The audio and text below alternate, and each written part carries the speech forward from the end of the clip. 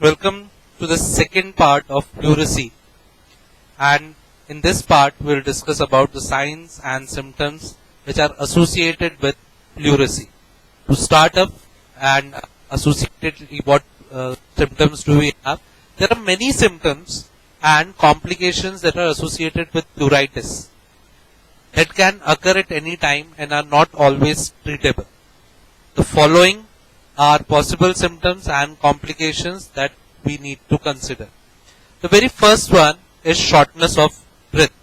One of the main symptoms that will always be present in the patient suffering from pleurisy is a difficulty in breathing. As a complication, it will affect the lungs.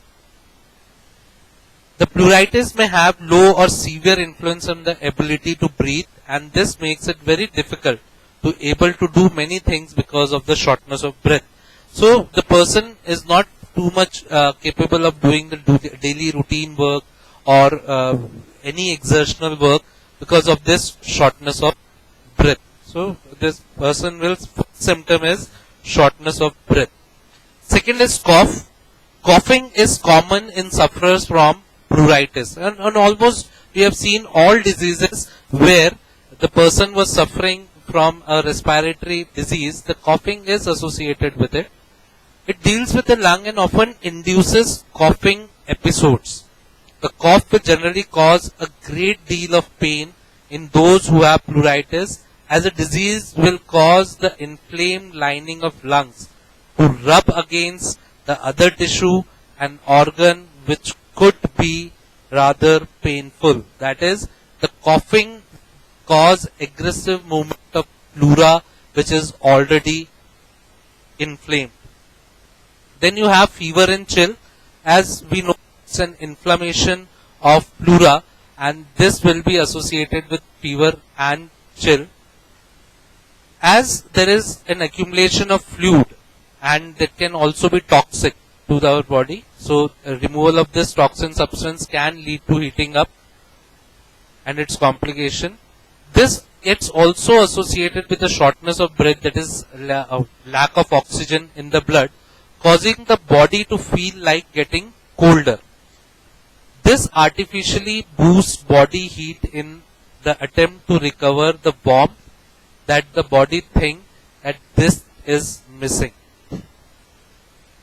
So what is happening? Shortness of breath causing lack of oxygen, which causes coldness of the body, which in turn will lead to heating the body, because as the body gets cold, the body will revert back or will think that it need to compensate with the coldness of the body, and it heats up.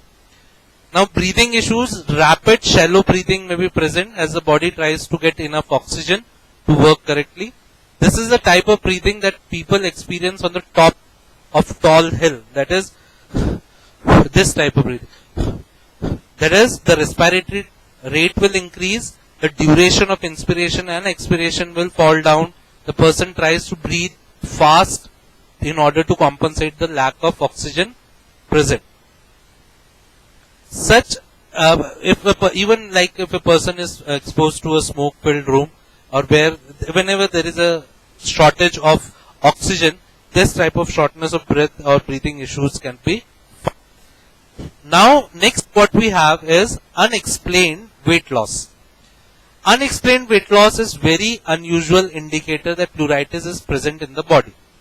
This can be due to several different reasons, but it is most likely because the body does not know how to cope with pleuritis. This can also be due to the fact that it can become painful to eat while the pleuritis is present, and the pain does not allow for proper intake of food. So, unexplained weight loss can be the reason is that the patient doesn't feel eating because of the pain. So, this can be a reason for the weight loss. It can also be accumulated with symptoms like sore throat. Although the pleura has nothing to do with the throat, but still it's a very common phenomena. This could be due to the several reasons, including the spread of pleuritis near the esophagus, and infection occurring near the trachea can usually make the throat to feel sore. So an secondary infection. Earlier, the infection was located to the pleura, but from pleura, the infection now starts to spread in the nearby structures like esophagus and trachea, and it can transmit to the throat also. One more interesting symptom that may be present is pain and swelling in the joints. It is called arthritis, and underlying cause may be pleuritis in some patient. That is, arthritis may be present, and what is the possible reason? So it's in secondary infection or the antigen antibody reaction that gets accumulated in the joints, as you might remember rheumatic heart diseases or rheumatic arthritis. We have discussed about the beta streptococcus bacteria, the infection of which caused secondaries or the complications in the form of rheumatic arthritis. Similarly, here we can find arthritis, and that is pain and swelling in the joints. The reason can be accumulation of antigen antibody reactants in the joints. Collapsed liver, collapsed lung can also be one of the cause. When a lung weakens to point that no longer can support itself, it collapses.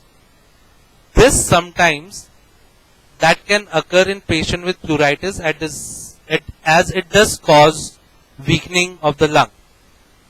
Many people look into the available option to treat pleuritis to prevent this from happening, because collapsed lung may not work anywhere near as well as a full working lung.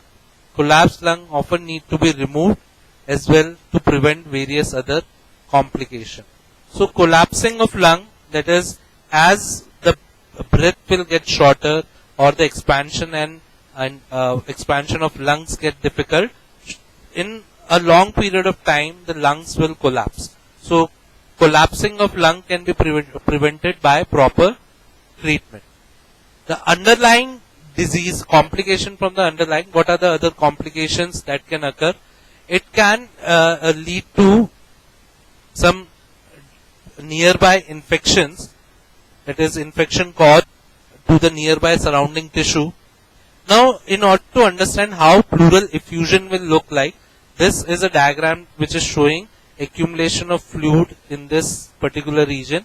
Now, you may ask this question, why is this fluid located at the lower part of the lung? So, the answer is quite evident and known to you, that is the gravitational force. As you know that the pleural cavity is surrounding this lungs, but as more amount of fluid will get accumulated in the pleural space under the influence of gravity, if the person is standing, this fluid will get accumulated here, or if the person is lying, the fluid will get accumulated in the posterior region, or likewise the pose that the person is taking. Now you can see normal pleural lining here, and here there is the pleurisy, that is, fluid has accumulated here. So accumulation of fluid here is showing that is due under the influence of gravitational force. This is an X-ray to explain you how exactly it will look like.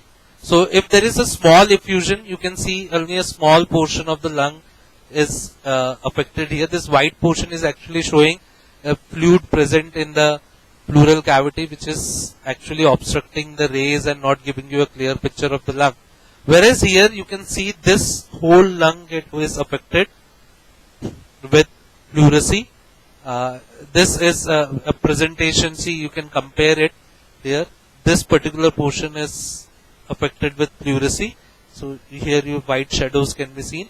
Whereas in this whole surface is the whole lung got affected. So white shades can be seen here.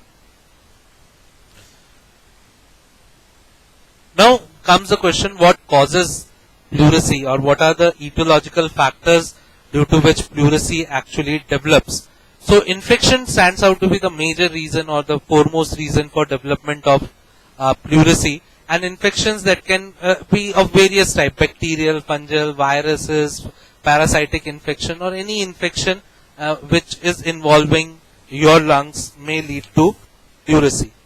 The other reasons can be due to some chemical or toxic substances inhaled, and this comes to the category of occupational diseases. Collagen vascular diseases like lupus,